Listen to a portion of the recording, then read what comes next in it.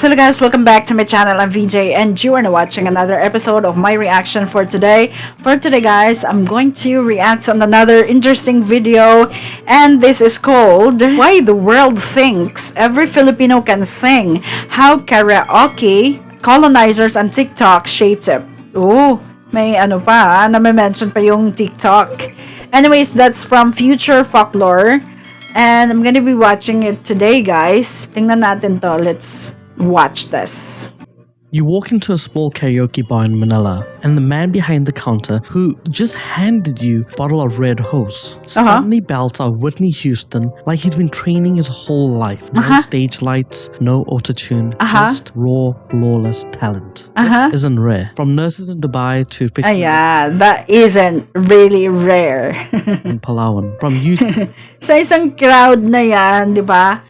Kung nasa restaurant ka tapos merong banda doon, may crowd talaga na maganda yung boses, 'di ba? Kahit sino, kahit yung banda, magtatanong siya, may gusto bang kumanta dito sa harap? Meron at meron talaga yan. Di yan zero, right? YouTube to cruise ship lounges across the globe. Why does this seem like every Filipino is born with a mic in their hand? And more importantly, why does the internet keep saying that it's true?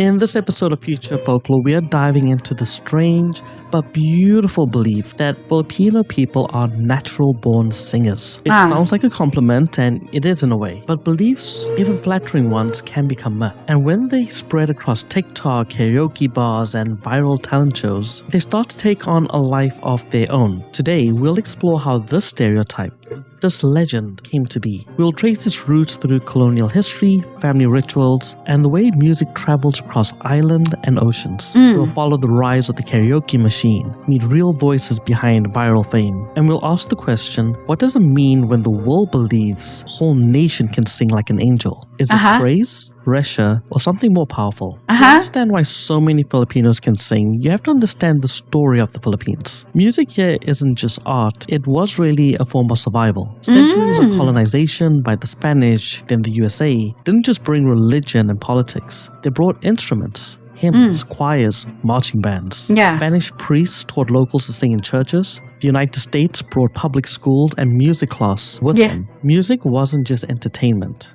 It was education and assimilation. Filipino culture absorbed all of it, made it their own, and traditional Kundaman songs, which once spoke of love, soon doubled as subtle protest during these occupational moments. When your voice is the only thing you own, singing becomes more than performance. It becomes protest. It becomes prayer, and it becomes power. In the 1970s, a Japanese inventor created the karaoke machine.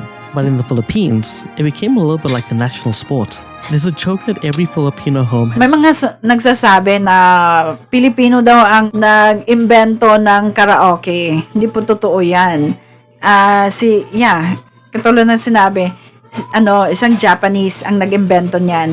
And I think in the Philippines lang na patent yung karaoke machine. So, if I'm not mistaken, basta originally, hindi tayo ang naka-imbento niyan. Two things, a rice cooker and a karaoke machine. And it's probably not far from the truth. Karaoke is part of every birthday party, every funeral, every town fiesta. It's how families bond, how neighbors show off how emotions are released. And with it has come an unspoken rule. You better be good. And the stakes can be quite serious. There's a thing called the Mayway killings. It was a series of violent incidents linked to people singing Frank Sinatra's My Way off-key in public. It's funny until it's not. Karaoke isn't just fun. It's pressure, it's pride. And that pressure, it shapes talent. Constant practice, constant listening, generations of kids growing up, training their voices without even realizing it. And then came the internet. Suddenly, videos of Filipinos singing in malls, on sidewalks, or inside public bathrooms went viral. There's Arnold Pineda, once singing in Manila bars, now the lead singer of Journey. There's Charis Pempengo, whose YouTube covers landed on The Ellen Show and Glee back. Ngayon naging Jake Cyrus na. Anyways. There are thousands of nameless, unverified videos of stunning voices, filmed on cracked smartphones that leave millions in awe. TikTok amplified this even more. Filipino workers abroad began sharing their duets, lip sync, live karaoke battles. One day you're a domestic worker in Hong Kong. Parang nadi-discover na. The next, you're being called the next Whitney Houston. The stereotype grew legs. Filipinos are good at singing. Became a comment, then a meme, then an assumption. A flattering one, but it's still a myth.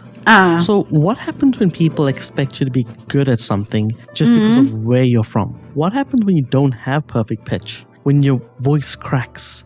When you don't want to sing at all? That's the other side of the legend. In many Filipino families, being shy is fine, unless it's your turn to sing. Then you're killing the vibe if you don't. There's pressure to entertain.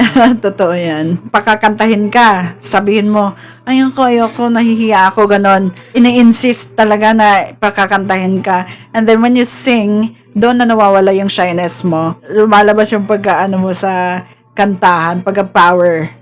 To impress and to represent. Even children feel it. Taught to perform in school programs, church events, and family reunions. And when they leave the country to work abroad, singing becomes a form of currency. It's a way for them to connect, to survive loneliness, to prove worth in these foreign lands. For many overseas Filipinos, singing is their link to being back home. So yes, it's a gift, but it can feel a little bit like a duty in a sense. It sometimes carries a lot of weight with it.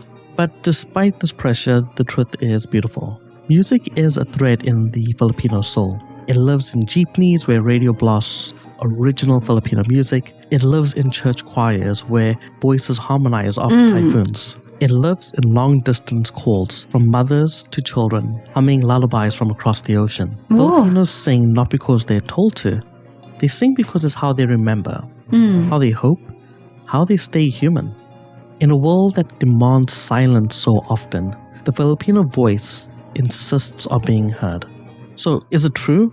Is every Filipino a great singer, the best there's ever been? No, I would not say yes. Not all, actually. Parang halos lahat marunong pero hindi ganun ka powerful, 'di ba? Pero marami yung magaling talagang kumanta. Kasi iba yung alam mo lang kumanta, marunong ka lang kumanta pero hindi magaling, 'di ba? May magaling talaga. Siguro kung ikukumpara natin 90% siguro ng mga Pinoy, just saying. So that's just my own perspective lang. Not literally, but the belief itself, this myth, reveals something deeper. It reveals how culture, technology, and migration shape the way people are seen. It reveals how a karaoke machine can become a stage and a lifeline. It reveals how modern myths aren't just always made up. They're sung into being. And maybe that's the lesson here. That myths don't always have to be warnings. Sometimes they can just be music. Oh, yun na ba? Okay. Okay, so yun na. Why the world thinks every Filipino can sing, how karaoke, colonizers, and TikTok shaped it. So that's from Future Folklore. Thank you so much for this wonderful video. So yeah, thank you so much guys for watching this episode. I'm gonna be watching contents like this in my next episode. I'm gonna subscribe to this channel, of course. And thank you so much guys. I'm gonna see you in my next episode. For now guys, thank you, bye bye.